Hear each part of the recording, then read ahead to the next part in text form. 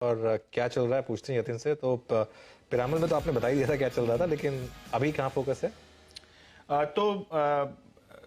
अनुज, power sector की बहुत बात हो रही है।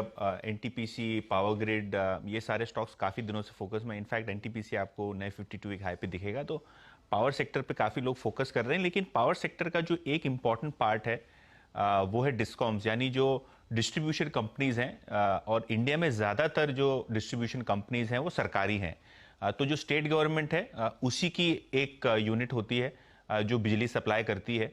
आप बॉम्बे में जाएंगे तो शायद आपको अदानी दिखेगा, या आप कलकत्ता चले जाएंगे तो सीएससी आपको वहाँ डिस्ट्रीब्यूशन करता हुआ दिखाई देगा। लेकिन भारत भर में आपको काफ़ी बड़ी बड़ी डिस्कॉम्स दिखती हैं जो स्टेट गवर्नमेंट की होती है।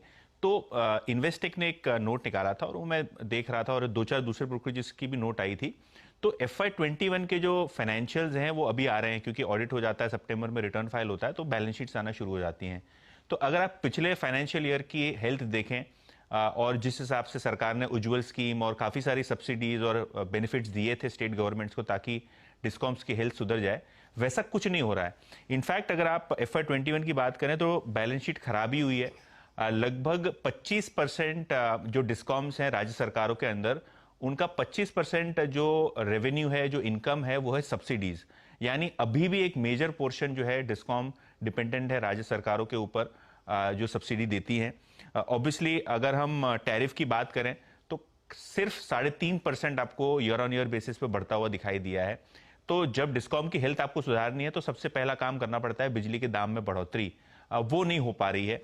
और मोर इम्पॉर्टेंटली अगर हम देखें, जो डिस्कॉम के लॉसेज हैं वो भी बढ़ते जा रहे हैं, जिसके कारण यह प्रॉब्लम आ रहा है।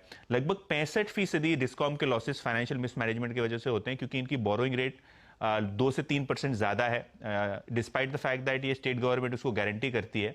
और 35% अभी भी डिस्ट्रीब्यूशन लॉसेज हैं, जो लॉस का एक बड़ा हिस्सा है। तो इस हालत में अगर ये कंटिन्यूड रहेगा, despite the fact that central government इतना पुश कर रही है रिफॉर्म्स को पावर सेक्टर के लिए, तो ये जो इंक्रीमेंटल कैपेसिटी एडिशन की बात कर रहे हैं, REC PFC की हम बात कर रहे हैं, तो कहीं ना कहीं ये कितने दिनों तक ये फंडिंग कर पाएंगे? ये एकदम बिल्कुल ही ये QE जैसा है, जो सरकार इसको 2-3 बार चलाती है फिर भी ये रिवाइव नहीं हो पा रही है। तो एक मैटर ऑफ कंसर्न है। ये देखा जाएगा कि आने वाले 6-12 महीनों में जब नई नई कैपेसिटीज आ रही हैं, कैसे कोप अप करती हैं डिस्कॉम्स।